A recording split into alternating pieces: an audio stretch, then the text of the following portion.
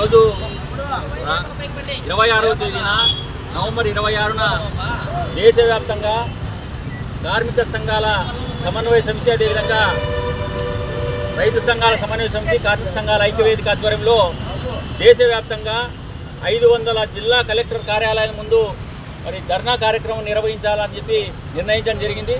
ప్రధానంగా నరేంద్ర మోడీ మూడోసారి అధికారంలోకి వచ్చిన తర్వాత తన ప్రజలకు వ్యతిరేకమైనటువంటి, రైతులకు వ్యతిరేకమైనటువంటి కార్మిక వ్యతిరేక విధానాలు అవలంబించడానికి మరింత వేగవంతంగా ముందుకు పోతా ఉన్నాడు. కార్మిక చట్ట సవరణల్ని రద్దు చేయాలని చెప్పి, అదేవిధంగా రైతు సంఘాలకు ఇచ్చినటువంటి హామీని మరి కనీస మద్దతు ధర, అదేవిధంగా ఎలక్ట్రిసిటీ బిల్లులు తగ్గించడం, మరి అదేవిధంగా రుణాలు రద్దు చేయాలని చెప్పి కార్మిక సంఘాలకు సంబంధించి ప్రైవేటీకరణ మరి వ్యతిరేకిస్తూ మరి 26వ తేదీన పెద్ద ఎత్తున కలెక్టర్ కార్యాలయం దగ్గర ఆందోళన చేయాలని చెప్పి నిర్ణయించాం.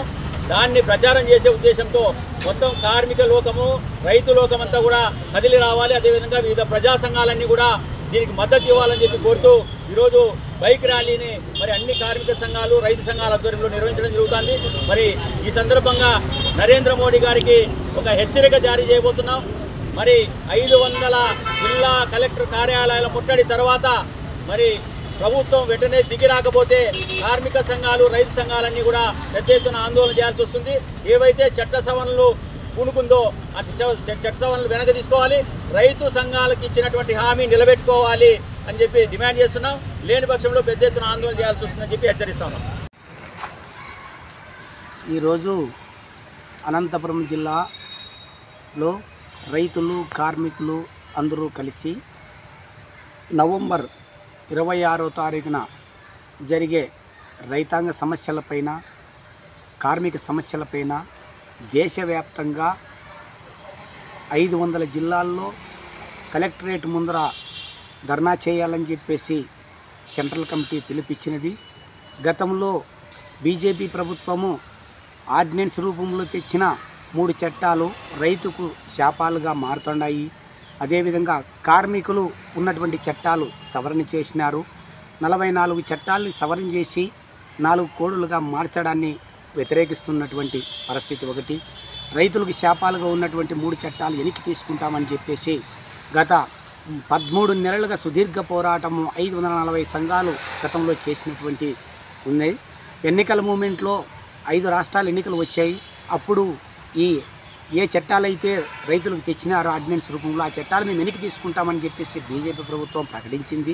తర్వాత ఆ చట్టాలని వెనక్కి తీసుకుపోగా మీకు భారీ ఎత్తున మీకు వాళ్ళు చేస్తున్నటువంటి పరిస్థితి ఉన్నది ఉద్యమాలు. కానీ ఇప్పుడు ఒక నిరసన కార్యక్రమం బైక్ ర్యాలీతో చేయడం జరిగింది. ఈరోజు అంటే ఒక హెచ్చరిక లాంటిది చేయడం జరిగింది. నువ్వు ఆర్డినెన్స్ రూపంలో ఏ చట్టాలు తీసుకొచ్చినావో ఆ చట్టాలు వెనక్కి తీసుకోవాలని చెప్పేసి నీకు చేస్తున్నటువంటి పరిస్థితి ఉన్నది. కాబట్టి దీనికి నవంబర్ 26వ తారీఖున పెద్ద ఎత్తున ఒక 3000 జనాలతో నీకు లలిత కళా పరిషత్ కాటి నుంచి నీకు అక్కడ కలెక్టర్ ఆఫీస్ వరకు కూడా నీకు భారీ ఎత్తున ర్యాలీ చేస్తున్నాము. తర్వాత నిరసన కార్యక్రమం కలెక్టర్ ముందు చూస్తున్నాము.